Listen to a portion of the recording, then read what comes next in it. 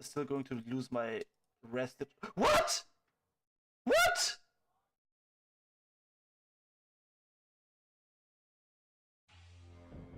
Welcome to another 10 HP Ironman progress video.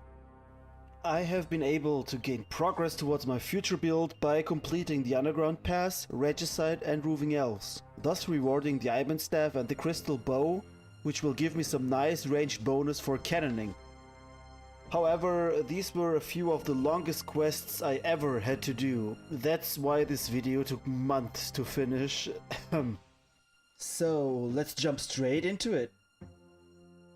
The first part of the Underground quest is a little bit tricky. I have to find out which way of the grid is the correct one for me. So I decided to not bring the cannon on this part yet, because I am going to die. And the bad thing about 10 HP is I have no chance of surviving the drop.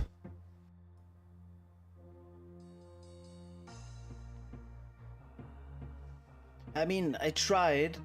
First I tried ticketing the damage when I fell down, and I died. I tried logging out, and I died. And suddenly I've become really lucky and managed to get almost to the end of the grid.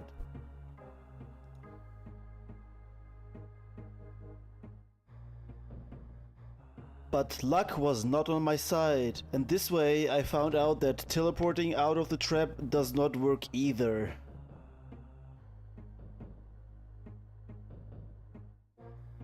And finally I managed to cross the grid, and hey, this part only took me 45 minutes. Not bad at all.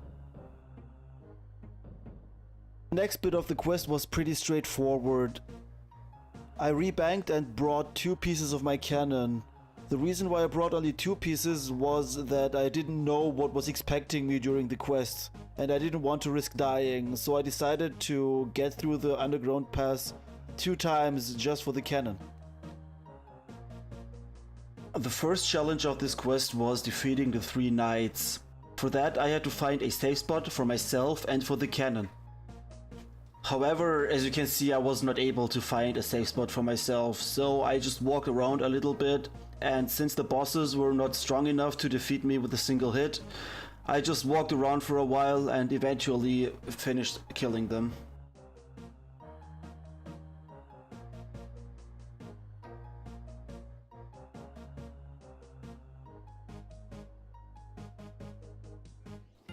Moving on, I came to this point in the quest where I should enter the witch's house. However, I did not read the quest guide completely before coming here.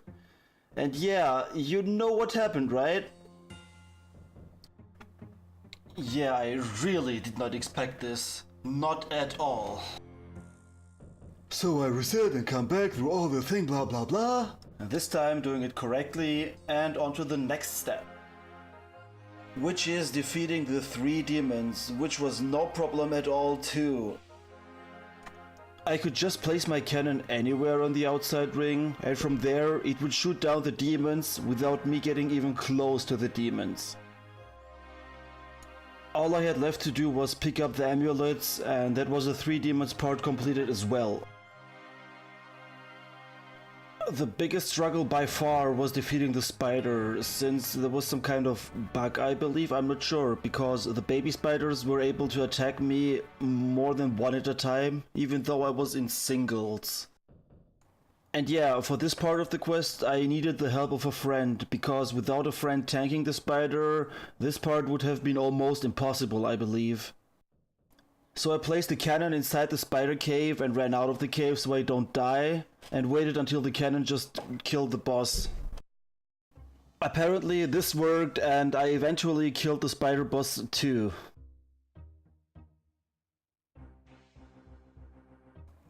The rest of the quest was no problem either, and finally I finished the Underground pass.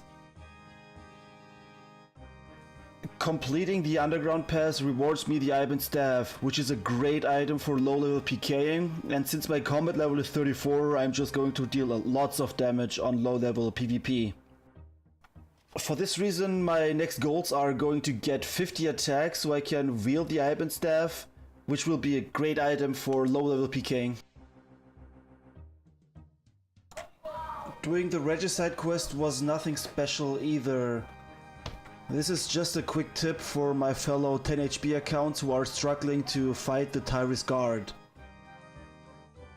Even though I didn't intend so, I defeated the Tyrus Guard by avoiding the fight completely. Sounds paradox? Yes it is. But here's the thing. Once you avoid the Tyrus Guard for the first time, he will despawn eventually. And going on with the quest, he will reappear on the next area while attempting to enter the dense forest. And in this area you can find a very easy safe spot to destroy the Tyrus Guard.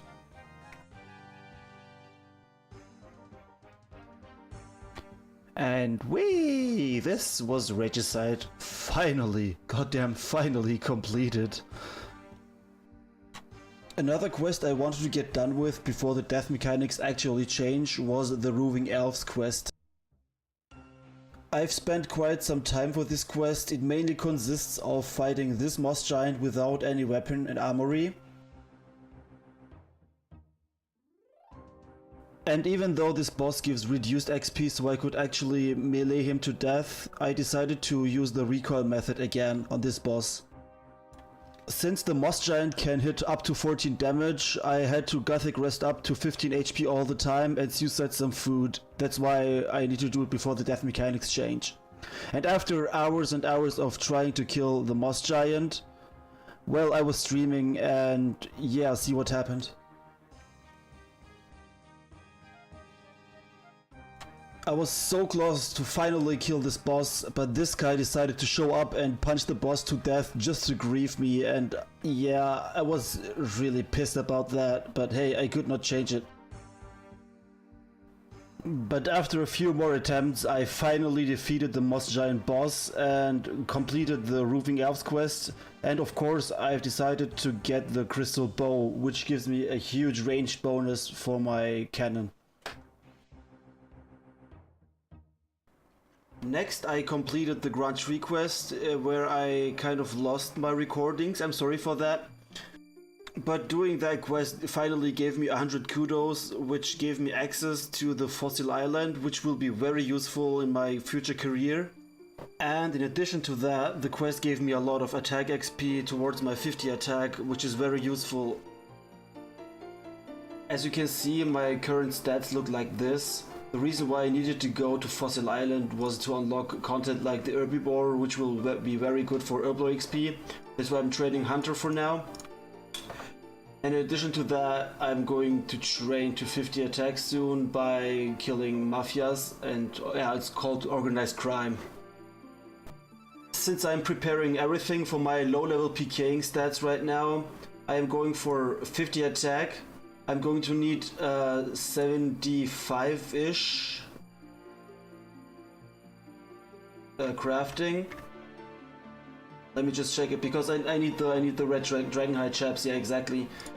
And having the red dragonhide chaps is really good, since my range level is going to be 62 maybe, because my magic level is 62 as well, so I don't increase a combat level. And for the crafting levels, the Fossil Island unlock also gives me the ability to go underwater for soda ashes, with giant soda ashes, which is a really good method of getting soda ash. And after completing the sand in the hand in the sand quest, I think it's called, I should be able to get free buckets of sand as well. And this way I'm going to need a while to 75 crafting, but it will be worth it once I get there. The next big goal is going to be the Herblore level, which I'm not sure of what exactly I need. Since I want the ranged potions, I'm going to need 72 range Herblore level. And yeah, once I've gotten there, I will not be quite done yet. If I want to have my build completed, I am also going to need the mithril gloves as well. So there's still some more progress left until I am finally able to PK as I want. But I might just go and rush people even before my actual goal is reached. Well, yeah, thank you for watching the video, and again, I'm really sorry that it took so long, but I did not have the time lately. I hope you enjoyed, and see you next time. Bye bye.